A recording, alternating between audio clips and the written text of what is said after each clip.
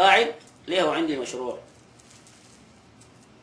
بياكل الاكتفاء الذاتي، بياكل دجاج او جداد يوميا مجانا لمدة شهر. كيف؟ جدادتك في يومك مضمونة. خط طبق بيض تحتك لمدة 30 بيضة، خطة تحتك لمدة شهر، بتفقس 20 يوم بتفقس. ربيهم، إذا فقسوا خط الطبق الثاني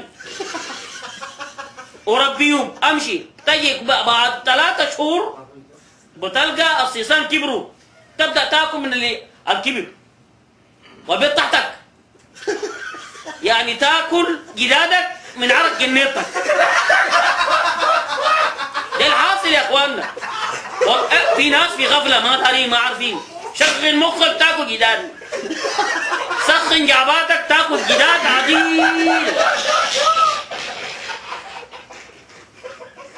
لا اخواننا متقاعدين،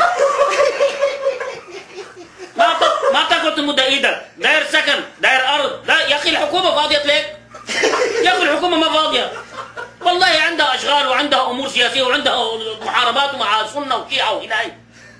يا اخي العالم مستهدف، المسلمين مستهدفين، السنه مستهدفين، نحن في استهداف.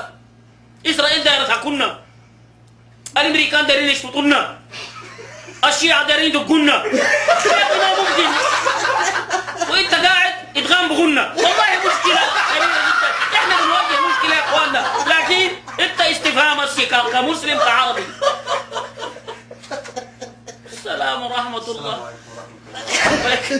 والله كنت خادم حربيه ولا شيء.